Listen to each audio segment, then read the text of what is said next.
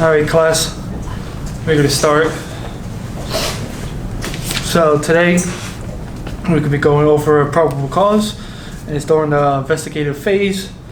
We're going to start with reading out the prompt out loud. I'll begin with problem 12.1. The police receive a tip that a drug pusher named Richie will be flying from New York City to Washington, D.C. Sometime on the morning of September 8th, the informant described Richie as a tall man with reddish hair and a beard. He also tells police that Richie has a habit of walking fast and that he will be carrying illegal drugs in a brown leather bag. The police have received reliable information from this informant in the past. On the morning of September 8th, the police watched all passengers arriving from New York City when they see a man who fits the description carrying a brown leather bag and walking fast. They arrest him. A search of the bag reveals a large quantity of cocaine. So, to begin with beginning class, I will talk about the definition of probable cause. Probable cause is a reasonable belief known personally or through reasonable resources that a specific person has committed a crime. So, question A, do you think that the police have probable cause to arrest Richie? Explain. Black Queen.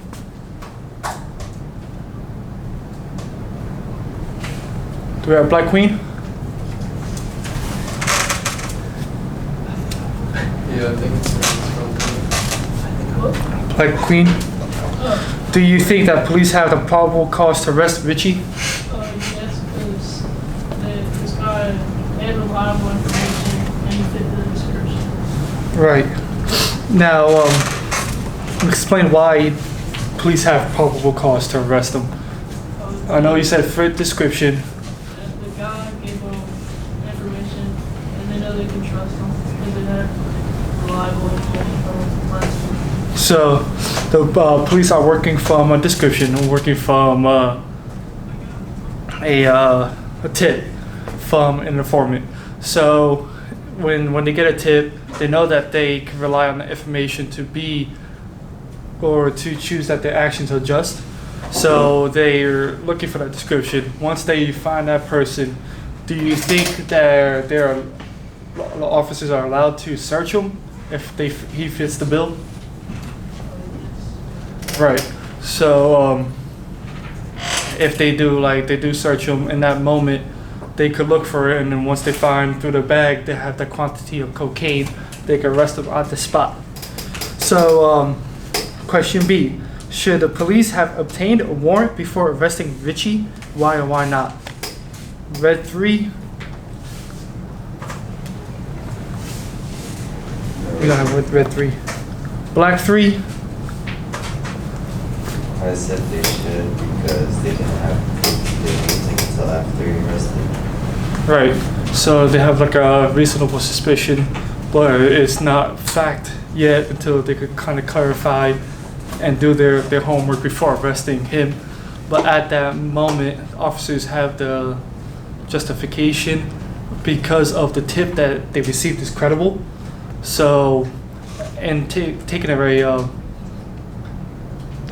request to court to get a judge to sign off on the warrant may take too long to get done. So at that moment, they have a justified reasonable suspicion, meaning that the evidence justifies the officer to stop that person and question him because of the tip that they got and his description, and they do have the ability to stop him and before obtaining a warrant because of that. It gets a time-sensitive type of response. So. Then we go for C. Assume the police have not received a specific tip, but they know that crack cocaine is being brought regularly on the train from one specific city to their city by teenagers hired by older drug dealers. They see a 16-year-old African American male arriving in their city by train from a city that has been the source of crack cocaine dealing. He is alone and is carrying a small canvas bag. Should the police be able to stop and question him? Under what circumstances should they believe or should they be able to search or arrest him? Black 9.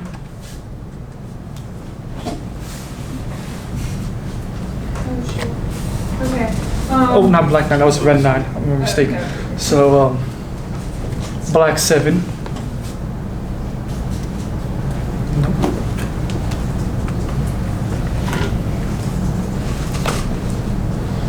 Red Ace.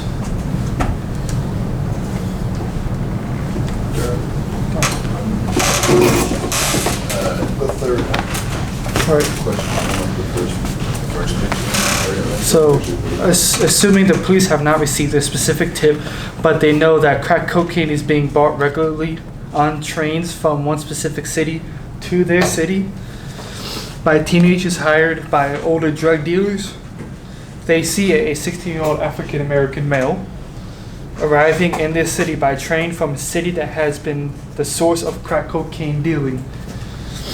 He is alone and is carrying a small canvas bag. Should the police be able to stop and question him? Under what circumstances should they be able to search or arrest him? If he looks like he's taking something, maybe, or if he's doing something crazy, but no, if he's just walking with a bag, I don't think they should be able to.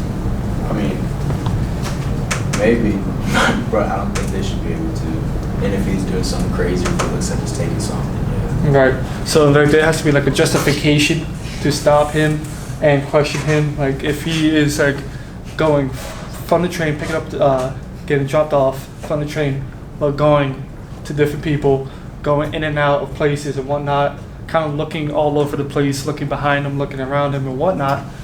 That might give enough justifications for officers to stop him, but not just by walking alone, minding his business should he be stopped, and not one justified reason to do so, unless they have some kind of reasonable suspicion that he may be, or his actions doesn't seem right. So, and at no point, like if he's not doing anything that seems off, should he be stopped at any point in time. So, we're gonna go to 12.2, the unlucky couple.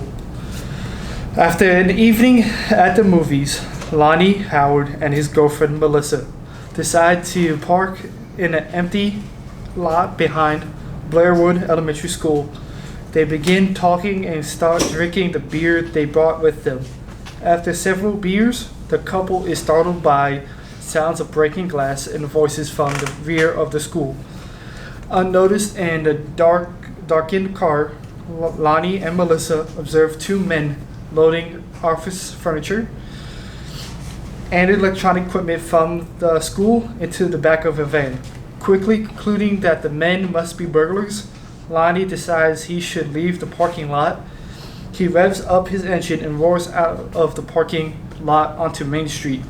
Meanwhile, unknown to Lonnie and Melissa, a silent security alarm has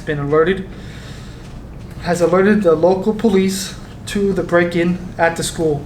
Responding to the alarm, Officer Vicky Ramos heads for the school. She turns onto Main Street just in time to see one vehicle, Lonnie's car, speeding away from the school. If you were Officer Ramos, what would you do in this situation? If you were Lonnie, what would you do in this situation? Black King, what would you do if you're Officer Ramos coming to the scene? If I were Officer Ramos, I would chase the car that I saw, because not only is the car speeding away, you also just got a call for service that an alarm tripped. So Right. the logical thing to do would be chase the car that's speeding away from the place that just tripped an alarm. Right. Like, as officer, you have justification for pursuing that vehicle because they just sped away from the scene of the crime or alleged crime.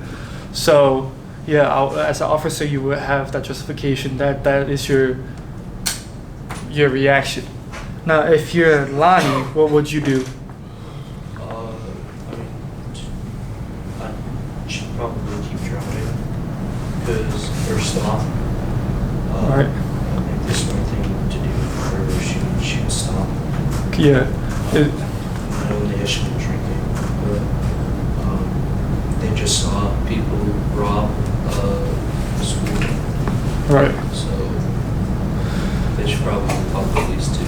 Right. So, as a driver, Lonnie, after seeing that, yes, he should stop, call law enforcement, and say, "Hey, this is what I just saw, and like I am witness, along with my passengers, a witness to what we just saw at the school."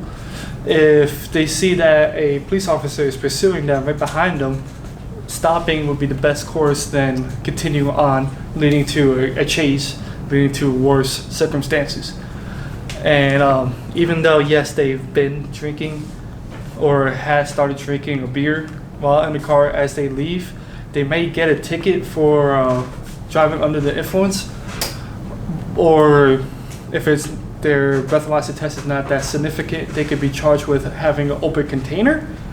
But if their response was different, running away from the scene and continuing on, even knowing that there's an officer behind them, that could lead to worse implications. So B, if Officer Ramos chases Lonnie, will she have probable cause to stop and arrest him? Red 2. Ja, gekocht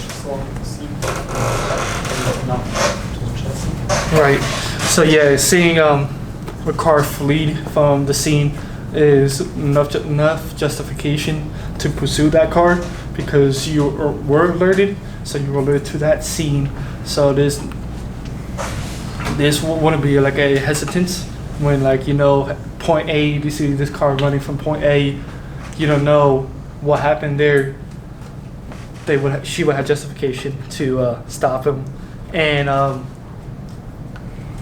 would you think that there's justification for an arrest, or no? Probably, yeah. In what circumstances would you think? She saw them speeding away and has to ask them questions about what they saw or anything. Right. So if like he's violating, of course, like the speeding, he's violating that. He's drinking. He could be intoxicated. So like the officer may not know exactly how intoxicated he was while driving. Running away from the officer, he could also be violating other road laws. He could hit something, whatever not. And that aspect of him running away from the scene, so to say, he can be arrested because of the extensiveness of what he had done, being intoxicated, driving under the influence, speeding away from an officer, not cooperating with the officer, disobeying the procedures. If an officer comes up, please shut off the car, please come out the car. If they don't follow those steps, that could lead to an arrest and lead to different charges added on to that first initial ticket of driving under the influence. So,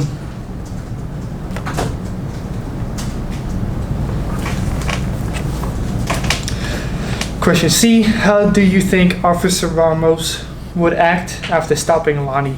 How do you think Lonnie and Melissa would act? Black 6. No, Black 6. Red King? Oh, no, Red King. Black 9. If I was the officer, when I pulled them over, I would ask them what they were doing, like running away from the crime scene. Right. And if I smelled like alcohol or anything, I would ask them if they were drinking and then search the vehicle. Exactly right. There's like a process like officers would figure out first before implicating anything or assuming anything. They will have to get the information, the facts. Why were you coming from this location? What were you doing at that location? I do smell alcohol in your breath. How much were you drinking tonight? Those questions being asked could lead to the officer knowing they didn't have anything in the car. If you're seeing an open container in the car, gives the officer justification to search the car. Don't see anything else, you really just that this is a driver under influence type of case, and that response will occur rather than a worse response, like like if they were actually caught burglarizing the school. So, question D, it's gonna be a role-playing situation. As Officer Ramos, decide what would you say and how would you act towards the occupants of the car. Be red 4. Red 4. So you're Officer Ramos. Okay, you're gonna decide what to say and how would you act towards I'll be the driver. So I'll set the scene. You just you're responding to the burglary. You see me peel off, speeding away, going opposite way from the school. You pursue me. You pull me over, and you start walking. What would you do as you come up to the window?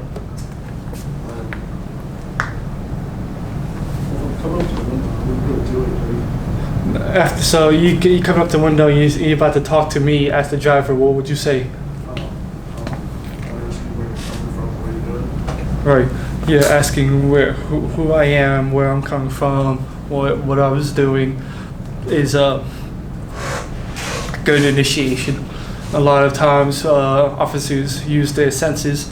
They smell, see anything, hear anything, what's going on. Officer will come up if it's a strong odor in my breath, ask me what I was doing, whatnot. Now, if I tell you I just came from the school, I was drinking, I had 1 beer, and so my